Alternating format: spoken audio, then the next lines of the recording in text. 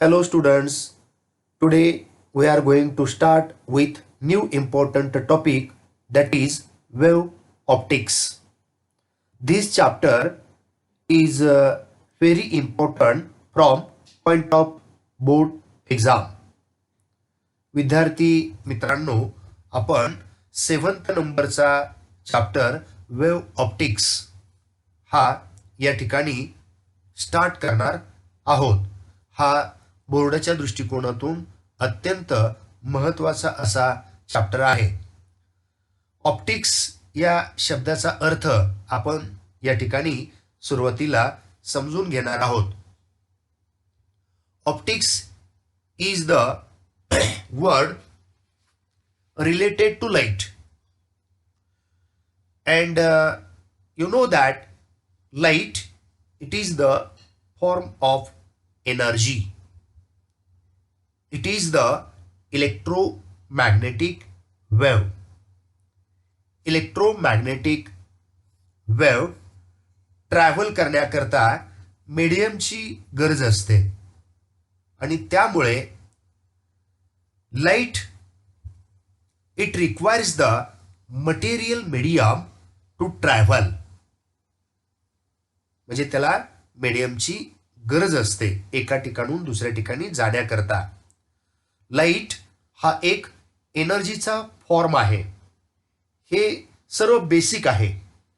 या टॉपिक पासूनच सर्व बेसिक कन्सेप्ट या ठिकाणी सुरुवातीला सुरू होत आहेत. लाईटमध्ये एनर्जी कुठून येते? काहींनी म्हटलं आहे की लाईटमध्ये पार्टिकल्स असतात. काही शास्त्रज्ञांचे म्हणणे काय की लाईटमध्ये पार्टिकल्स असतात, तर काही शास्त्रज्ञांच्या मते लाईट ही वेव्हच्या फॉर्ममध्ये असते. का दोन्ही पण फॉर्म यामध्ये असतात बरं? याचा आपण या ठिकाणी या चॅप्टरमध्ये सविस्तर अभ्यास करणार आहोत. लाईटमध्ये जर एनर्जी असेल तर यामध्ये काही फोटॉन्स असतात. हे फोटॉन्स म्हणजे एनर्जीचं पॅकेट असतं. पॅकेट्स असतात. या पॅकेट्समुळे लाईट चमकते व ती एनर्जी प्रोड्यूस करू शकते किंवा ती हीट प्रोड्यूस करू शकते. कशामुळं? तर या फोटॉन्सच्यामुळे. हेच ते पार्टिकल आहेत की ज्यांच्यामुळे आईन्स्टाईन सारख्या सायंटिस्टला सुद्धा सक्सेसफुल त्यांनी बनवलेला आहे. म्हणजे फोटॉन हा एक पार्टिकल आहे जो की एनर्जीचं पॅकेट असतो, जो लाईट मध्येच असतो बघा. आणि त्यामुळे लाईटमध्ये एनर्जी असते, त्यामुळे लाईट चमकते. हे लक्षात ठेवा. आपण पाहतो सूर्यापासून प्रकाश बाहेर पडतो. हा सनचा जो लाईट आहे त्यापैकी एक लाईट जर आपण झूम केला, ब्रॉड केला, वाढवला, तो मॅग्निफाय केला, तर ती इमेज मोठी झाली. त्यामध्ये छोटे छोटे पार्टिकल्स आहेत. यामध्ये छोटे छोटे फोटॉन्स असतात. फोटॉन्स हे एनर्जीचं थोडक्यामध्ये एनर्जीचे पार्टिकल्सच आहेत बघा. हेच फोटॉन्स त्या लाईट बरोबर ट्रॅव्हल करतात आणि ज्याला आपण पॅकेट्स ऑफ एनर्जी असं म्हणतो. म्हणजे फोटॉन्स असं आपण त्याला म्हणत असतो. इथून पुढं आपण ऑप्टिक्स स्टार्ट करत आहोत आणि ऑप्टिक्समध्ये दोन गोष्टी, दोन फॉर्म्स हे महत्वाचे आहेत. एक आहे बघा रे ऑप्टिक्स व दुसरा आहे वेव्ह ऑप्टिक्स. म्हणजे 12th मध्ये आपणास या वेव्ह ऑप्टिक्स बाबतचा स्टडी आपल्याला या ठिकाणी करायचा आहे. रे म्हणजे straight line. Light always travels in straight line. त्यामुळे त्याचा पार्ट किंवा त्याचा जो पाथ असतो, मार्ग, हा स्ट्रेट असतो बघा, आणि म्हणून त्याला आपण रे असं म्हणतो. रे म्हणजे स्ट्रेट लाईन असतो. या स्ट्रेट लाईनला आपण रे असं म्हणत असतो. व ऑप्टिक्स म्हणजे एक अशी थेरी की जी लाईटच्या प्रॉपर्टीशी रिलेटेड असते बघा. रे ऑप्टिक्स म्हणजे लाईट स्ट्रेट ट्रॅव्हल करत आहे, स्ट्रेट लाईन पाथमध्ये लाईट ट्रॅव्हल करतो. यामधील सर्वचे सर्व पार्टिकल हे सरळ रेषेमध्ये ट्रॅव्हल करत आहेत. वेव्ह ऑप्टिक्समध्ये लाईट ट्रॅव्हल होत असताना पार्टिकल्स व्हायब्रेट होतात व वेव्ह त्या ठिकाणी पार्टिकल्स व्हायब्रेट झाल्यामुळे वेव्ह फॉर्म तयार होत असतो, जनरेट होत असतो. It means that light always travels in the form of waves. एका इम्पॉर्टंट फॅक्टच्या बाबत आपण या ठिकाणी शिकणार आहोत. लाईटमध्ये दोन प्रॉपर्टीज आहेत बघा. एक महत्वाची प्रॉपर्टी म्हणजे reflection of light, reflection property, व दुसरी आहे ती रिफ्रॅक्शन ऑफ लाईट म्हणजे रिफ्रॅक्शन प्रॉपर्टी.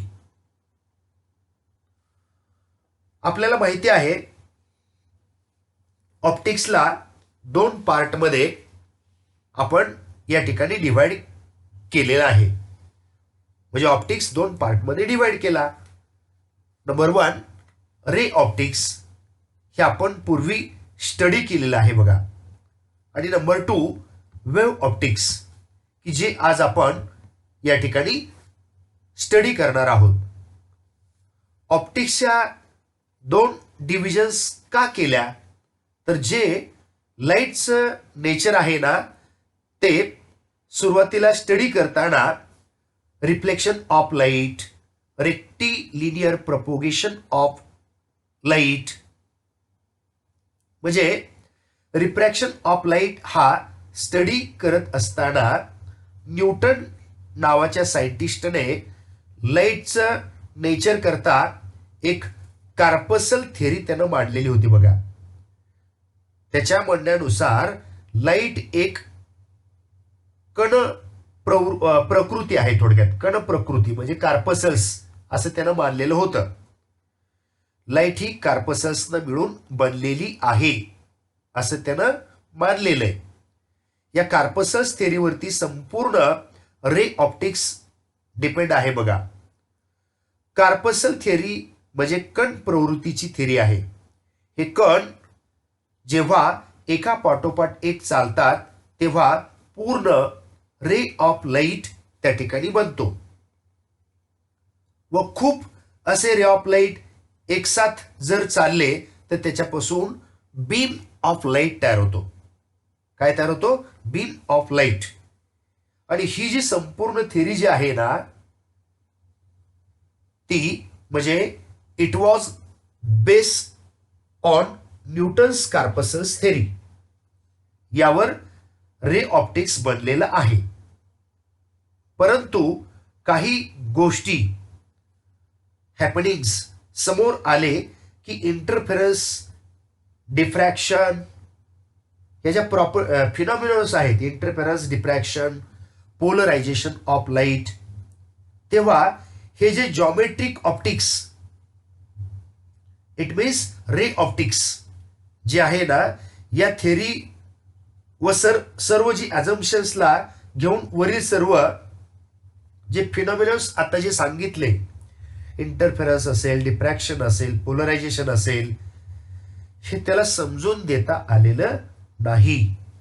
म्हणजे ही कार्पसल थेरी फॉलो होताना आपल्याला या ठिकाणी दिसलेली नाही. On the basis of the corpuscles theory, Newton was able to explain the phenomenon of reflection, refraction and rectilinear propagation of light. Newton's theory therefore suffers from some drawbacks. काही त्याच्यामध्ये त्रुटी राहिलेल्या आहेत बघा. त्यापैकी पहिली, number 1, when light is incident on the surface of transparent material like glass or water, it is partly reflected and partly refracted. This phenomenon of simultaneous reflection and refraction cannot be explained on the basis of Corpuscle theory. या corpuscle थेअरीच्या सहाय्यानं हा जो phenomenon आहे simultaneous reflection आणि रिफ्रॅक्शनचा, तो explain करता आलेला नाही. Number 2, as light consists of material particles, emission of light from source should causes reduction in the mass of the source of the light. It has been proved from experiment that there is no such reduction in the mass of the source. म्हणजे source मधून light emit झाला की त्याचं मास कमी होतं असं त्याचं म्हणणं होतं. पण प्रॅक्टिकली ते एक्सपेरिमेंटच्या सहाय्यानं करून बघितलं तर अशा पद्धतीचं घडताना दिसत नाही. Number 3, Corpuscle theory is unable to explain many phenomena such as double refraction, interference, diffraction, polarization, etc. म्हणजे या कार्पसल थेअरीच्या सहाय्यानं आता सांगितलेले जे फिनॉमिनॉस आहेत, reflection, refraction, polarisation, interference, diffraction, हे एक्सप्लेन करता आलेले नाहीत.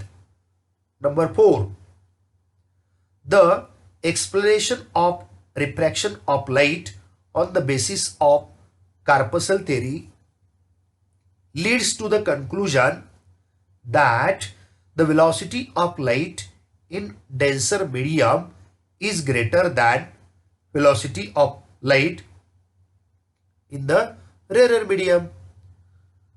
म्हणजे त्याचा अर्थ असा आहे की डेन्सर मीडियम मध्ये वेलॉसिटी जास्त असते, रेरर मध्ये कमी असते. बट धिस फॅक्ट कुड नॉट बी एक्सपेरिमेंटली व्हेरीफाईड. हे प्रयोगाच्या सहाय्यानं शक्य झालेलं नाही, त्याला प्रूव्ह करता आलेलं नाही. वास्तविक पाहता रेरर मीडियम मध्ये स्पीड जास्त असतं, डेन्सर मध्ये कमी होतं. and therefore Newton's corpuscle theory was rejected and Huygens wave theory of light was accepted. हायजेनची थेअरी ऍक्सेप्ट केली, न्यूटनची थेअरी रिजेक्ट केली. Okay, thank you.